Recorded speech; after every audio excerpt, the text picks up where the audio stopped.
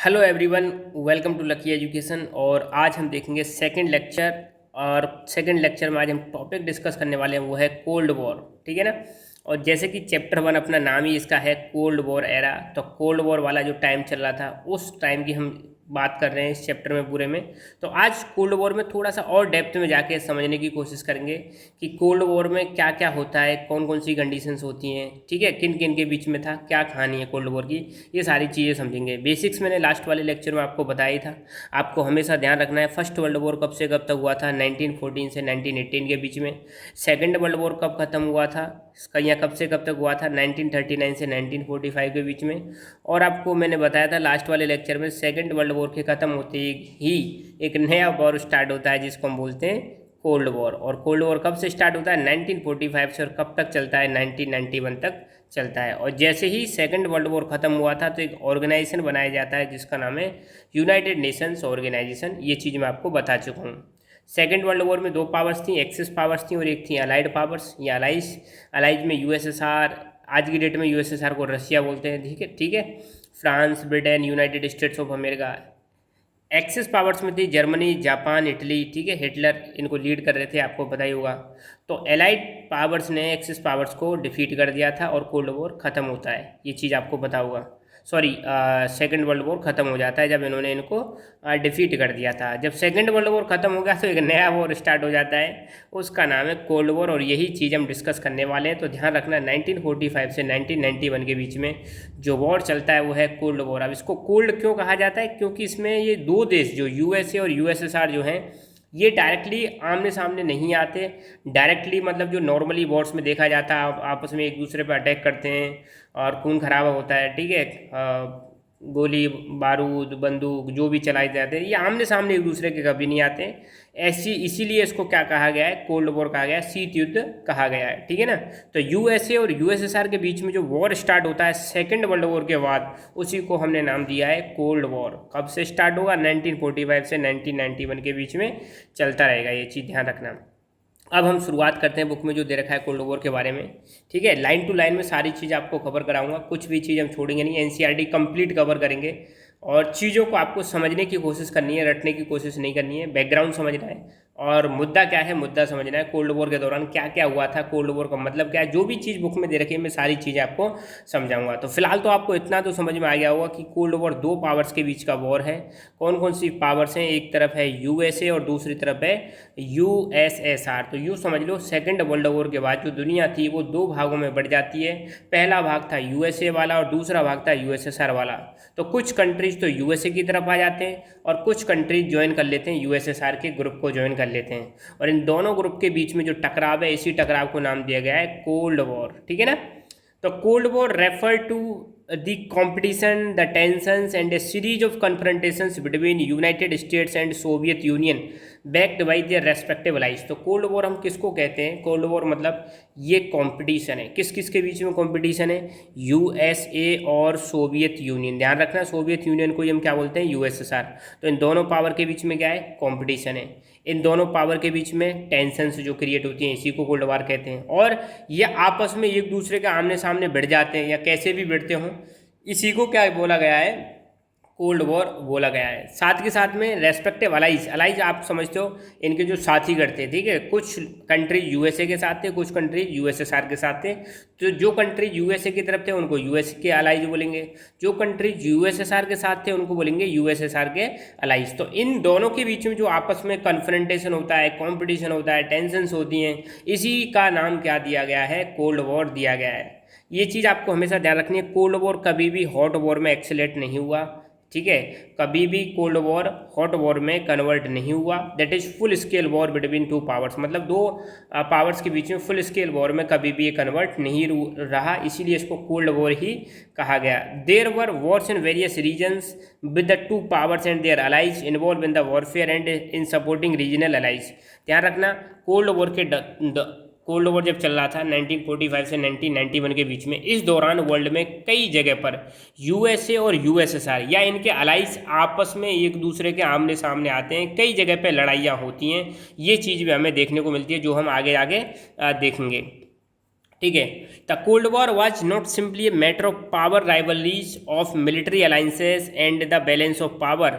These were accompanied by real ideological conflict as well. Difference over the best and the most appropriate way of organising political economic social life all over the world. देखो यहाँ पर कितनी प्यारी चीज़ बताई जा रही है कि कोल्ड वॉर का मतलब सिर्फ इतना ही नहीं है कि दो पावर्स के बीच में राइवलरी मतलब समझते हो आप, दो जो दुश्मन होते हैं अपने एक दूसरे के मतलब चिर प्रतिद्वंदी जो होते हैं, ठीक है. जैसे यूएसए का राइवलरी कौन था, यूएसएसआर, और यूएसएसआर का राइवलरी कौन था, यूएसए. तो कोल्ड वॉर का सिंपल मतलब, कोल्ड वॉर मतलब यही नहीं है कि मतलब दोनों पावर्स के बीच में राइवलरी चल रही है, मतलब एक दूसरे के बीच में दुश्मनी चल रही है या मिलिट्री अलायंस बना रखे हैं. जैसे आप आगे चल के देखोगे यूएसए ने एक मिलिट्री अलायंस बनाया था जिसका नाम था नाटो. यूएसएसआर ने भी एक मिलिट्री अलायंस बनाया जिसका नाम था वॉर्सो पैक्ट. तो इस कोल्ड वॉर का मतलब सिर्फ यही नहीं है कि मतलब या तो मिलिट्री अलायंस बनाना या पावर राइवलरीज या बैलेंस ऑफ पावर, यही नहीं है. कोल्ड वॉर का मतलब ये भी है कि आइडियोलॉजिकल कन्फ्लिक्ट, मतलब इन दोनों देशों में एक आइडियोलॉजिकल कन्फ्लिक्ट देखने को मिलता है. यूएसए अमेरिका तो फॉलो कर रहा था कैपिटलिज्म वाली आइडियोलॉजी को, और यूएसएसआर फॉलो कर रहा था सोशलिज्म और कम्युनलिज्म वाली आइडियोलॉजी को. ठीक है, इनके बारे में बस इतना समझ लो. छोटा सा सिंपल सी चीज़ मैं बता दूं, कैपिटलिज्म में क्या होता है, चीज़ें प्राइवेट के कंट्रोल में होती हैं. सोशलिज्म और कम्युनलिज्म में चीज़ें आपको गवर्नमेंट के कंट्रोल में देखने को मिलेंगी. कैपिटलिज्म का मेन पर्पज, जहाँ पे जो मार्केट होता है, कैपिटलिस्ट जो मार्केट होता है, उनका मेन पर्पज होता है प्रॉफिट कमाना, जबकि सोशलिज्म में मेन पर्पज इनका क्या होता है, सोशल वेलफेयर करना होता है. ठीक है, कैपिटलिज्म में हमारे पास बहुत सारे ऑप्शंस होते हैं जबकि सोशलिज्म में ऑप्शन से लिमिटेड होते हैं. कैपिटलिज्म में कई सारी इंडस्ट्रीज देखने को मिलेंगे एक ही प्रोडक्ट की, सोशलिज्म में कई सारी इंडस्ट्रीज आपको नहीं देखने को मिलेंगी. कैपिटलिज्म में चीज़ों के जो दाम है वो मार्केट डिसाइड करता है, सोशलिज्म में चीज़ों के दाम जो है वो सरकार डिसाइड करती है. ठीक है, तो ये चीज़ आपने पढ़ी होगी, तो थोड़ा सा बस इतना ही ध्यान रखना. कैपिटलिस्ट सिस्टम वो होता है जो प्राइवेट कंट्रोल होता है, और सोशलिस्ट सिस्टम या कम्युनिस्ट सिस्टम वो देखने को मिलेगा जिस पर कंट्रोल गवर्नमेंट का होता है, गवर्नमेंट सारी चीज़ों को कंट्रोल करती है. इतना समझ लो. तो ये जो कोल्ड वॉर था ये एक प्रकार से आइडियोलॉजिकल कन्फ्लिक्ट भी है. मतलब आइडियोलॉजिकल मतलब इनकी जो विचार, इनकी जो मतलब आइडियोलॉजी है. अब जैसे मैंने बताया ना, यूएसए की आइडियोलॉजी, यूएसए किस में बिलीव करता था, कैपिटलिज्म में, और यूएसएसआर किस में बिलीव कर रहा है, सोशलिज्म या कम्युनलिज्म में बिलीव कर रहा है. तो इन दोनों आइडियोलॉजी के बीच में भी एक कन्फ्लिक्ट था कि यूएसए कहता है कि हमारी आइडियोलॉजी सबसे बेस्ट है, और यूएसएसआर क्या कह रहा था ना, हमारी आइडियोलॉजी सबसे बेस्ट है. और ये दोनों आपस में एक दूसरे के मतलब एक दूसरे के प्रति क्या बताने की कोशिश कर रहे हैं, पूरे वर्ल्ड में ये बताने की कोशिश कर रहे हैं कि देखो भाई सोशलिज्म, यूएसएसआर कह रहा है कि सोशलिज्म सबसे बेस्ट है और यूएसए कह रहा है कैपिटलिज्म सबसे बेस्ट है. तो अपने आप को बेस्ट बताने की कोशिश कर रहे हैं हर फील्ड में. यही जो मतलब जो कन्फ्लिक्ट है, यही दोनों देशों के बीच में जो कन्फ्लिक्ट चल रहा है, चाहे ये आइडियोलॉजिकल कन्फ्लिक्ट हो या पावर का कन्फ्लिक्ट हो या मिलिट्री अलायंस का कन्फ्लिक्ट हो, इसी को हमने क्या बोला है, कोल्ड वॉर. ठीक है, अब ध्यान रखना, पूरा वर्ल्ड, ये पूरा वर्ल्ड हो गया, ये वेस्टर्न साइड हो गई और ये ईस्टर्न साइड हो गई. तो वेस्टर्न अलायंस को हेड कर रहा था यूएस. ध्यान रखना, वेस्टर्न जो अलायंस थे, मतलब यूएसए की तरफ जो कंट्रीज थे उसको क्या बोला गया, वेस्टर्न अलायंस. ठीक है, तो the western alliance headed by US represented the ideology of liberal democracy and capitalism, while Eastern Alliance headed by Soviet Union was committed to the ideology of socialism and communalism. ये बहुत important है, ध्यान रखना. देखो USA किधर की side में आता है, यूएसए आता है वेस्ट में, यूएसएसआर किधर आ रहा है, ईस्ट में. तो वेस्टर्न जो अलायंस था, यूएसए और उसके जो कंट्रीज थे, इसके जो मतलब मेंबर्स थे, इसके जो कंट्रीज, इसके जो अलायंस थे, यूएसए के जो साथ थे, उन सबको मिला के हम क्या बोल रहे हैं, वेस्टर्न अलायंस. तो जो वेस्टर्न अलायंस थे वो किस में बिलीव करते थे, वो बिलीव करते थे लिबरल डेमोक्रेसी और कैपिटलिज्म में.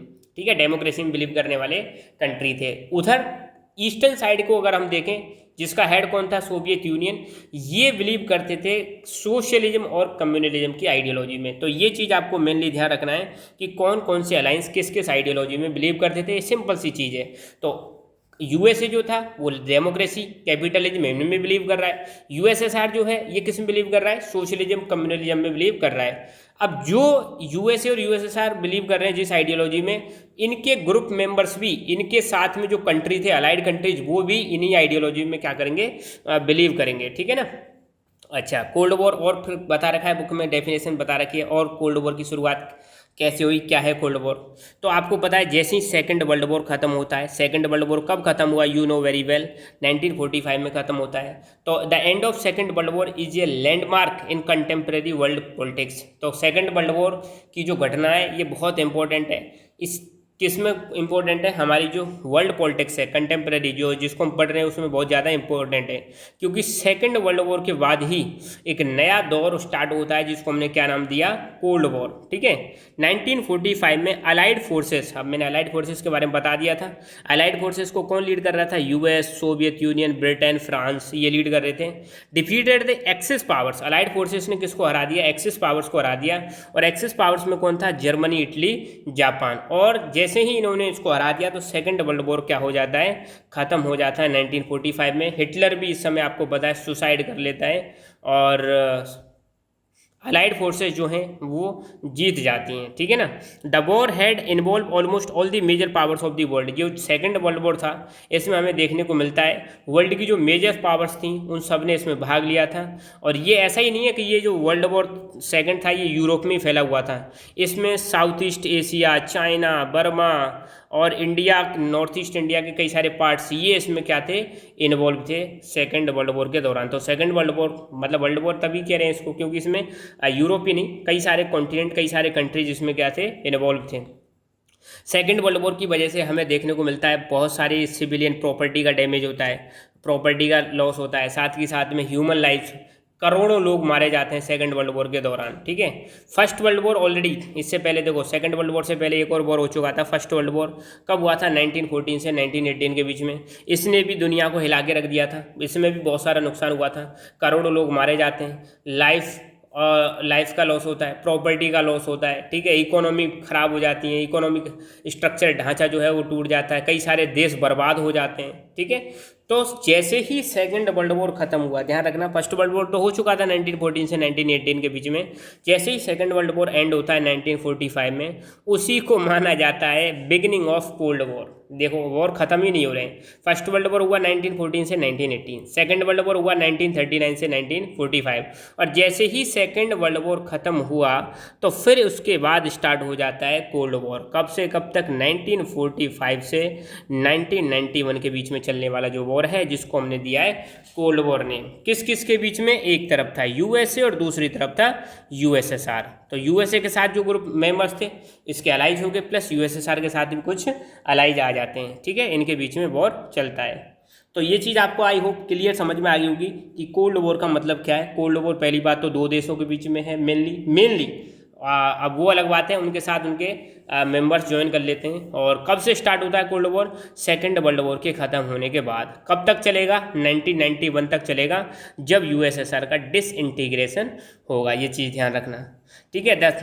The world war ended when United, अब देखो यहाँ पे बताया जा रहा है कि सेकंड वर्ल्ड वॉर कब खत्म हुआ था। तो सेकंड वर्ल्ड वॉर जब खत्म हुआ था जब यूनाइटेड स्टेट्स ऑफ अमेरिका ने, यूएसए ने, 2 एटॉमिक बॉम्ब गिराए जाते हैं। जापान की 2 शहर, जापान की 2 सिटी थी, एक था हिरोशिमा और दूसरा था नागासाकी।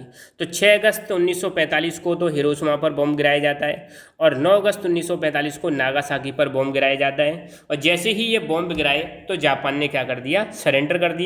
और जैसे ही जापान ने यहाँ पे सरेंडर किया था उधर हिटलर मर चुका था, उसने सुसाइड कर लिया था। तो उसके बाद सेकंड वर्ल्ड वॉर क्या हो जाता है, ख़त्म हो जाता है। अब कुछ लोग इस चीज़ का मतलब क्या है, मतलब क्रिटिक्स, मतलब एक प्रकार से क्रिटिसाइज करते हैं। Critics of US decision to drop the bomb have argued that US knew that Japan was about to surrender and that was unnecessary to drop the bombs. देखो जो लोग यूएसए के इस डिसीजन का आलोचना करते हैं, क्रिटिक का मतलब क्या होता है, आलोचक, आलोचना करने वाले, ठीक है ना, किसी चीज़ की बुराई करने वाले।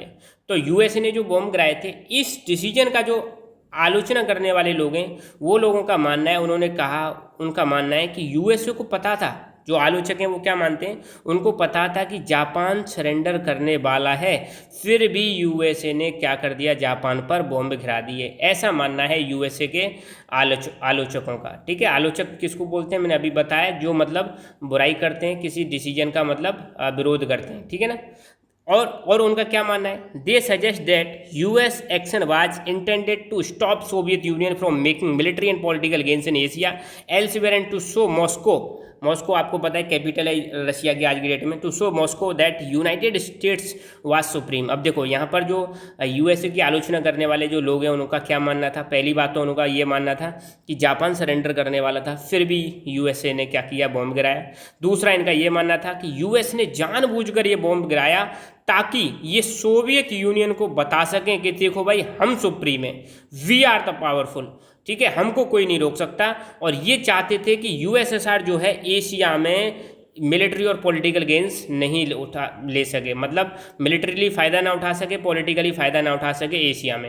एशिया में अगर हमको डोमिनेंस इस्टेब्लिश करनी है, यूएसए को डोमिनेंस इस्टेब्लिश करनी है, तो उसके लिए ज़रूरी है कि ये बॉम्ब गिराया जाए। तो बस इनका यही मानना है, जो यूएस के आलोचक हैं वो कहते हैं कि यूएसए ने अपनी सुप्रीमेसी इस्टेब्लिश करने के लिए एशिया में और यूएसएसआर को रोकने के लिए और ये बॉम्ब गिराया था। ये चीज़ आप ध्यान रखना, ये आलोचक हैं, ठीक है। अब कुछ लोग इसका सपोर्ट भी करते हैं, क्या सपोर्ट करते हैं, देखो the US supporters have argued that dropping the atomic bomb was necessary to end war quickly and to stop further loss of American and allied lives. अब देखो जो लोग इस डिसीजन का सपोर्ट करते हैं, किस डिसीजन का, यूएसए ने जो बॉम्ब गिराया था हिरोशिमा और नागासाकी पर, वो क्या कहते हैं कि भाई बॉम्ब गिराना बहुत ज़्यादा ज़रूरी था। क्यों बहुत ज़्यादा ज़रूरी था, क्योंकि अगर हमें वॉर को, सेकेंड वर्ल्ड वॉर को जल्दी ख़त्म करना है तो उसके लिए ज़रूरी था कि जापान को रोका जाए और फर्दर जो लॉस हो रहा है अमेरिका का और इनके अलाइड पावर्स का जो लॉस हो रहा था, उस लॉस को कम से कम किया जाए। फिर यहाँ पे बताया जा रहा है whatever the motives the consequences of the end of second world war was the rise of two new powers on the global stage.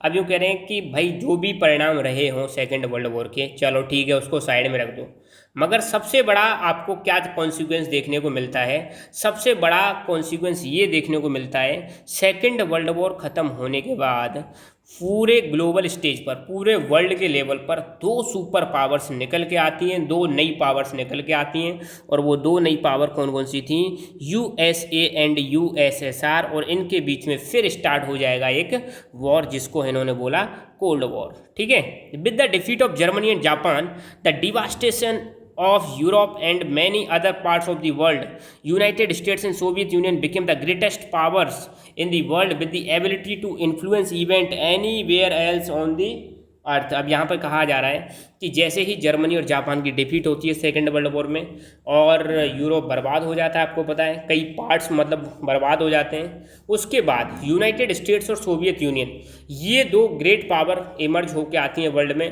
और ये दोनों पावर इतनी ज़्यादा मतलब महान थी कि ये वर्ल्ड में किसी भी भाग को, किसी भी इवेंट को क्या कर सकती हैं, इन्फ्लुएंस कर सकती हैं। ध्यान रखना, जैसे ही सेकंड वर्ल्ड वॉर खत्म हुआ, जर्मनी जापान डिफीट हुए, उसके बाद वर्ल्ड में दो पावर निकल के आती हैं, एक तो निकल के आती है यूएसएसआर और एक निकल के आती है यूएसए। और ये दोनों इतनी ज़्यादा पावरफुल थे कि ये वर्ल्ड में कोई भी इवेंट को, किसी भी घटना को क्या कर सकते हैं, इन्फ्लुएंस कर सकते हैं, ठीक है ना। तो मतलब कहने का ये है कि सेकंड वर्ल्ड वॉर ख़त्म होता है ना, उसके बाद ही शुरुआत होती है किसकी, कोल्ड वॉर की शुरुआत होती है। While the Cold War was an outcome of the emergence of US and USSR as two superpowers rival to each other, it was also rooted in the understanding that the destruction caused by the use of atom bombs is too costly for any country to bear. The logic is simply yet powerful। अब देखो यहाँ पे बताया जा रहा है कि जो कोल्ड वार है, कोल्ड वार किसका रिजल्ट है, कोल्ड वॉर रिजल्ट है यूएस एंड यूएसएसआर के इमरजेंस का, ठीक है। जैसे ही सेकंड वर्ल्ड वॉर ख़त्म हुआ था, सेकंड वर्ल्ड वॉर ख़त्म होने के बाद दो सुपर पावर्स निकल के आती हैं, यूएसए एंड यूएसएसआर, और ये दोनों आपस में एक दूसरे के चिर प्रतिद्वंदी हो जाते हैं, एक दूसरे के कट्टर हो जाते हैं, एक दूसरे के बिल्कुल विरोधी हो जाते हैं, ठीक है। और यहाँ पे बताया जा रहा है कि इसका जो रूट है, ये रूट कहाँ से देखने को मिलता है, इसका रूट, इसकी जो जड़ें हैं वो यहाँ से देखने को मिलती हैं सेकेंड वर्ल्ड वॉर में जब बॉम्ब गिराया था, ठीक है। कोई भी कंट्री नहीं चाहेगा कि किसी कंट्री के ऊपर क्या गिराया जाए, बॉम्ब गिराया जाए, क्योंकि आपको पता है बॉम्ब गिराने की वजह से बहुत ज़्यादा नुकसान होता है। आज भी जापान उस चीज़ को मतलब झेल रहा है, वहाँ पर कई सारे मतलब जो लोग हैं जो पैदा होते हैं वो लंगड़े लूले कुछ ऐसे करके पैदा होते हैं, अभी भी मतलब वहाँ पे बहुत ज़्यादा बुरा प्रभाव देखने को मिल रहा है। तो बस इतना ध्यान रखना कि जैसे ही सेकेंड वर्ल्ड वॉर ख़त्म हुआ था उसके बाद दो पावर निकल के आती हैं, यूएस एंड यूएसएसआर, और इनके बीच में कंपटीशन स्टार्ट हो जाता है, इनके बीच में मिलिट्री कंपटीशन, स्पेस कंपटीशन, ठीक है, और कौन सबसे ज़्यादा अलायंस इस्टेब्लिश करेगा, किसकी आइडियोलॉजी बेस्ट है। तो ऐसे करके जो स्ट्रगल स्टार्ट होगा, कन्फ्रंटेशंस होंगी, उसी को हमने क्या नाम दिया है, कोल्ड वॉर नाम दिया है। When two rival powers are in possession of nuclear weapons capable of inflicting death and destruction unacceptable to each other, a full-fledged war is unlikely। अब देखो यहाँ पे बताया जा रहा है कि जैसे ही सेकेंड वर्ल्ड वॉर खत्म हुआ था उसके बाद आपको पता है यूएसए के पास तो न्यूक्लियर वेपन्स थे ही, उसके कुछ समय बाद ही यूएसएसआर ने भी न्यूक्लियर वेपन एक्वायर कर लिए, ठीक है। पहले तो यूएसए के पास थे न्यूक्लियर वेपन, अब यूएसएसआर ने भी न्यूक्लियर वेपन एक्वायर कर लिए। अब सिंपल सी बात है, दोनों देशों के पास क्या है, न्यूक्लियर वेपन्स हैं। अब सिंपल सी बात है, जब न्यूक्लियर वेपन्स दोनों के पास हैं, एक अगर न्यूक्लियर वेपन चलाएगा तो दूसरा भी उस पर अटैक करेगा न्यूक्लियर वेपन से। अब सिंपल सी बात है, अगर यूएसए यूएसएसआर पर न्यूक्लियर वेपन से अटैक करेगा और यूएसएसआर यूएसए पर अटैक करेगा न्यूक्लियर वेपन से, तो इससे बहुत ज़्यादा नुकसान होगा, दोनों देशों को नुकसान होगा, दोनों पावर्स को नुकसान होगा। और कोई भी देश ये नहीं चाहेगा कि आपस में एक दूसरे पर न्यूक्लियर वॉर से क्या किया जाए, न्यूक्लियर वेपन से अटैक किया जाए, क्योंकि न्यूक्लियर वेपन से जो नुकसान होता है वो बहुत ज़्यादा नुकसान होता है। उससे बहुत ज़्यादा लाइफ्स की डेथ होती है, मतलब बहुत सारी लाइफ्स चली जाती हैं, करोड़ों लोग मारे जाते हैं, ठीक है, सिंपल सी बात है। और तो यही बताया जा रहा है कि कोई भी अगर जब दो पावर्स के पास न्यूक्लियर वेपन्स होते हैं तो उन दोनों के पास कैपेबिलिटी है कि वो एक दूसरे को बहुत ज़्यादा नुकसान पहुंचा सकते हैं। तो ऐसी कंडीशन में कोई भी एक दूसरे पर क्या नहीं करना चाहेगा, अटैक नहीं करना चाहेगा, क्योंकि इससे क्या है, दोनों को नुकसान पहुंचेगा। In spite of provocations, neither side would want to risk war since no political gains would justify the destruction of their societies। तो यहाँ पे कहा जा रहा है कि अगर एक दूसरे को वो प्रवोक भी करें, उकसाएं भी, एक दूसरे को उकसाने की कोशिश भी करें, तब भी कोई भी साइड नहीं चाहेगी, कोई भी साइड, अब कोई भी साइड का मतलब ना तो यूएसए और ना ही यूएसएसआर, कोई भी नहीं चाहेगा कि ये वॉर स्टार्ट किया जाए। कौन सा वॉर स्टार्ट किया जाए, हॉट वॉर स्टार्ट किया जाए जिसमें न्यूक्लियर वेपन्स का इस्तेमाल हो।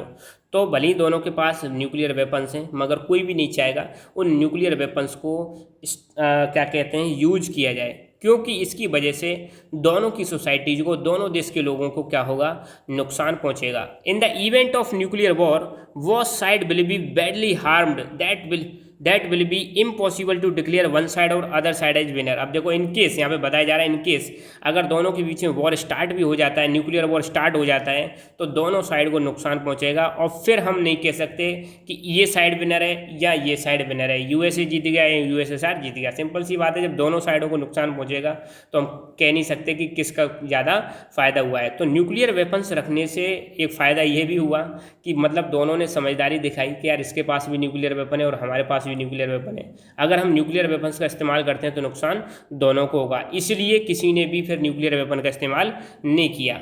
Even if one of them tried to attack and disable the nuclear weapons of its rival, the other would still be left with enough nuclear weapons to inflict unacceptable destruction। यहाँ पे ये भी कहा जा रहा है कि अगर बाई चांस एक कंट्री दूसरे कंट्री के न्यूक्लियर वेपन्स को डिसेबल कर देता है, उस पर अटैक कर देता है, फिर भी उसके दूसरे के पास क्या बचेंगे, बहुत सारे न्यूक्लियर वेपन्स बचेंगे जो बाद में क्या कर सकते हैं, डिस्ट्रक्शन कर सकते हैं, नुकसान कर सकते हैं। तो मतलब किसी भी हालत में न्यूक्लियर वेपन्स को यूज करना क्या है, सही नहीं है, ठीक है। इस चीज़ को यहाँ पे एक वर्ड दिया गया है, एक द लॉजिक ऑफ डेटरेंस। क्या बोला गया है, द लॉजिक ऑफ डेटरेंस। अब देखो, इसको समझने की कोशिश करते हैं। द लॉजिक ऑफ डेटरेंस का मतलब क्या है। लॉजिक ऑफ डेटरेंस का सिंपल सा मतलब ये है कि ये दो साइड हैं, ठीक है, इसके पास भी न्यूक्लियर वेपन है और उसके पास भी न्यूक्लियर वेपन है। अब इसको पता है मैं इस पर अटैक करूंगा तो ये मुझ पर अटैक करेगा। तो अगर सपोज इस साइड न्यूक्लियर वेपन नहीं होते, इस साइड न्यूक्लियर वेपन होते, तो इनको डरना पड़ता, और इस वाली साइड को, ये साइड ए है, ये साइड बी है, ये साइड को बी वालों की बात माननी पड़ती। मगर दोनों ही बराबर पावरफुल हैं, ए के पास भी न्यूक्लियर वेपन है, वी के पास भी न्यूक्लियर वेपन है।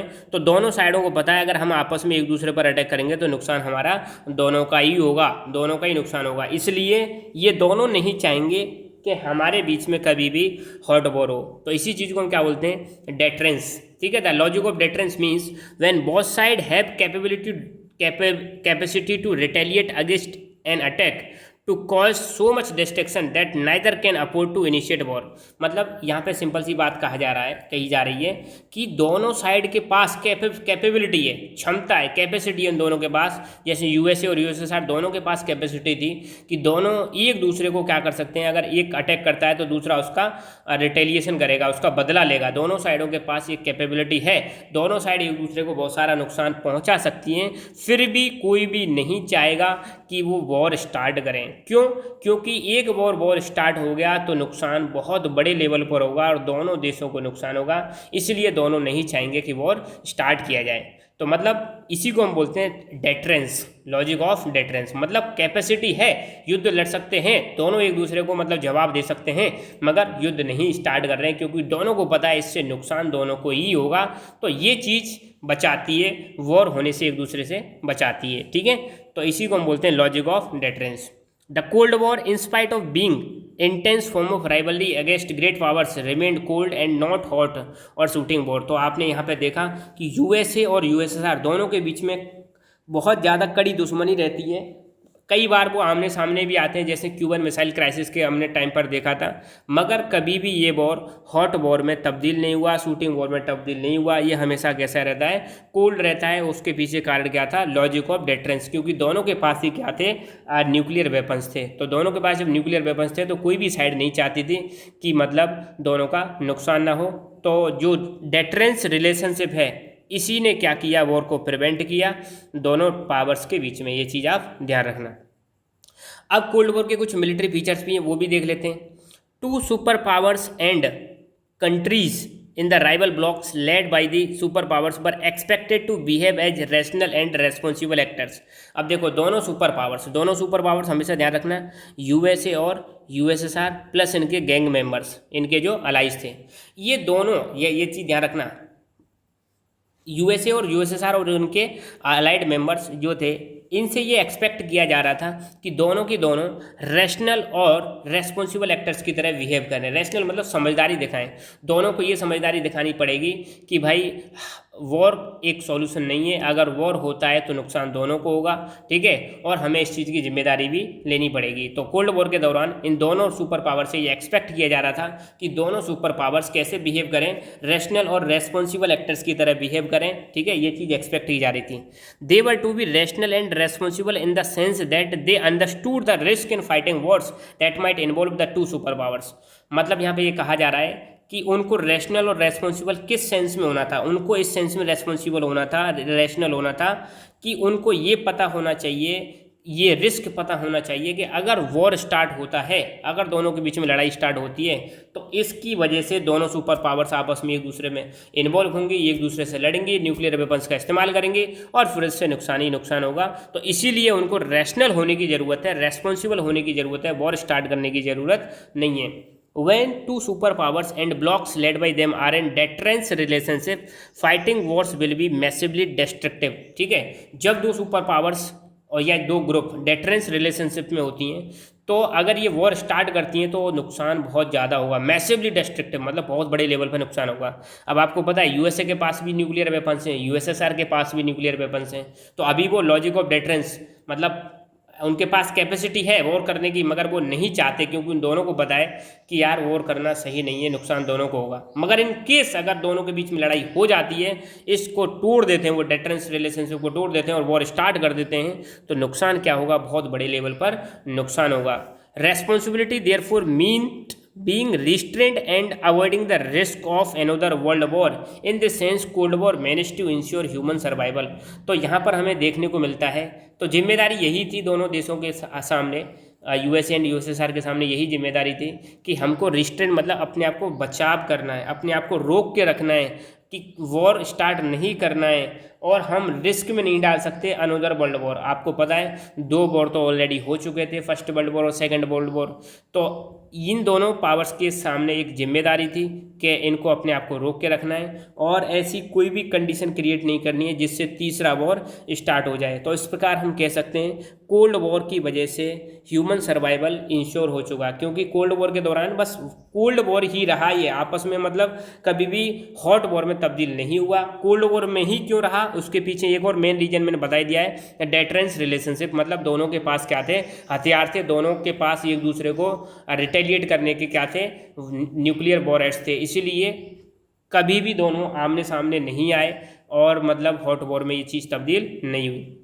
तो कोल्ड वॉर जो है ये मैनेज करता है, किस चीज़ को मैनेज करता है, ह्यूमन सर्वाइवल को। कोल्ड वॉर कभी भी किस में तब्दील नहीं हुआ, हॉट वॉर में तब्दील नहीं हुआ। तो कुल मिला के अगर मैं यहाँ पर बताऊँ, मेन चीज़ आपको ध्यान रखना है कोल्ड वॉर के बारे में। 1 सेकंड में मैं समराइज करता हूँ, 10-20 सेकंड लगेंगे। तो कोल्ड वॉर के दौरान पहली बात तो ध्यान रखना, फर्स्ट सेकंड वर्ल्ड वॉर जैसे ही खत्म हुआ तो कोल्ड वॉर स्टार्ट होता है यूएसए एंड यूएसएसआर के बीच में।